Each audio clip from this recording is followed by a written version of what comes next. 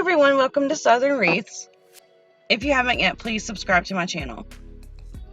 Today I'm going to show you how I made this wreath using only flowers.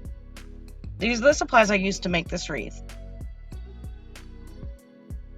I'm going to start by listing all the names of the different flowers. These are white sunflowers. These are black-eyed Susans. They're so pretty.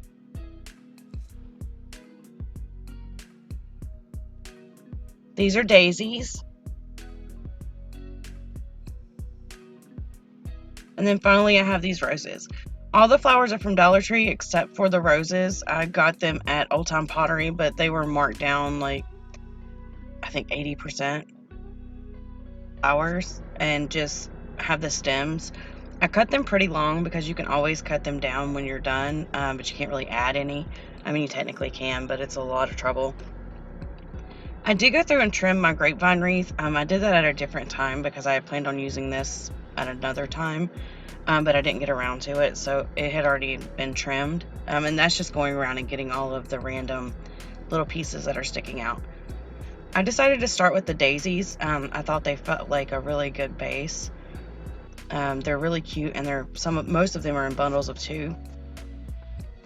Instead of making my stems shorter, I am turning them at the top, and this helps it where you can stick it into the grapevine wreath, but you can make them as tall as you want. So if you wanted them down closer to the grapevine, you would turn the stem closer to the flower. If you wanted the flower to be standing up further, you would have it further down. I hope that makes sense. Move them around once they're glued in because of the way the stems are wired. So if you needed to pull one out further, you can just bend it out further. You can be as creative as you would like to be. I am leaving a hole in the middle, and that's because that's where I'm going to add my bow. I didn't want to add it yet because I wanted to make it to fit into that hole, but I wanted the flowers to cover a certain amount. It was just easier this particular time to wait to add the bow. And now I'm just going to add in some of these black-eyed Susans. Yeah, I think that's what they're called. I did save some of the daisies off to the side here. I saved those because those are going to be great fillers. Once I'm done with everything, I will go back through and fill in any holes with it.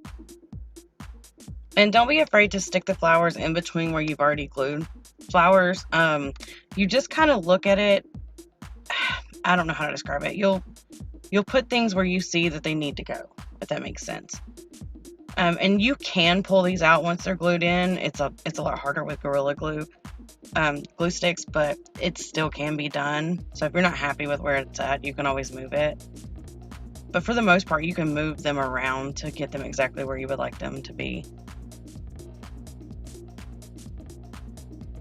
And if you like to do things where you add a little bit here, a little bit there, you can add your flowers at different times. I like to do all of one and then go to the next. I did save some, of course, for the filler. But you would do that too if you had like a green, like greenery. And this would look great if you added greenery into it as well. I just wanted to do all flowers. I did keep the leaves on, of course. And now I'm going to add the white sunflowers. I really like the black centers. That's how I decided on the ribbon that I choose. It's because it's a cream and black check ribbon. I thought it matched perfectly with this. This is an 18-inch grapevine wreath. You don't have to use one that big. I just get them when they're half off at Hobby Lobby. And the Michaels ones are a little more expensive, but you can get a 14-inch there, which is probably a lot easier to work with.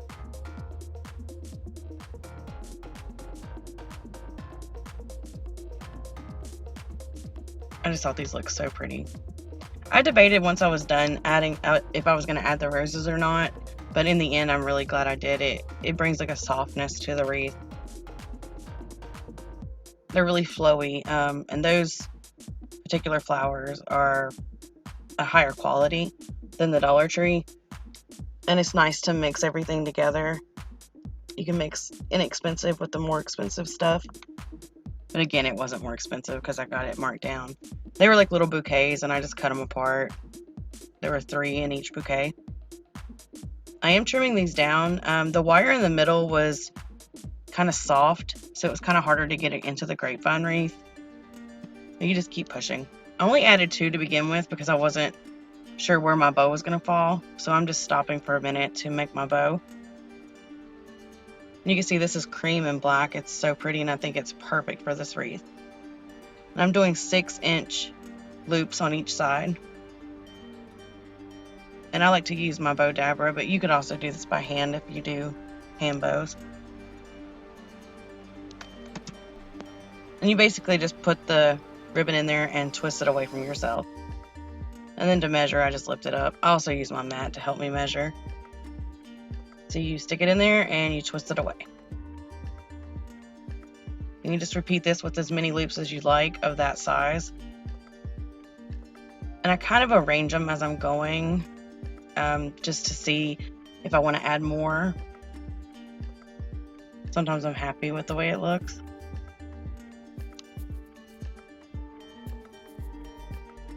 Sorry, I was cutting some flowers for my daughter. She was making me a wreath for Mother's Day. She's 6. All right, now these loops are probably about 5.5 inches, slightly smaller than the 6-inch loops. And I did 3 on either side of the big loops, and I'm doing 3 on either side of the smaller loops.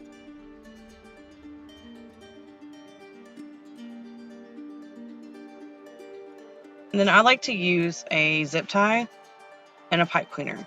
The zip tie is what's going to squeeze the bow together and keep it together, but you slide the pipe cleaner into the back, and that's a great way to attach the bow to your wreath. And this works whether you're doing mesh or burlap or a grapevine wreath, any wreath, or just a bow by itself. So you just feed it through to the back before you completely attach it. And then once I'm happy with the way the ribbon's lined up, I'll pull the zip tie as tightly as I can and then trim that away. And then I just hold the pipe cleaner as I'm fluffing it, and you do want to trim away any of the long pieces of ribbon that you had at the beginning and end. I wasn't sure if I was going to do a tail for this bow yet, so I just left them off for now. You can always add one in later. And then I just go through and I stick my hand in each loop and open my fingers and pull the loop where I want it to be.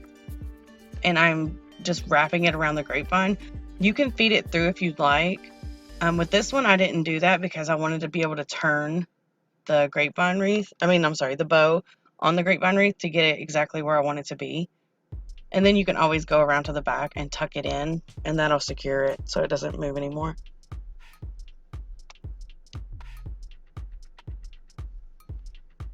And of course I smushed my bow, so you just want to go through and fluff it a little bit. So I did decide to use tails, and I just take half of a pipe cleaner and go right in the center, fold the ribbon down, and then I just use the pipe cleaner to attach it to the wreath. And you don't even have to attach it to the grapevine. You can attach it to the bow that's already there or to some of the greenery or flowers. And then I'm just going to angle cut the ends. And that's not necessary either. You could dovetail them if you'd like, or just leave them square.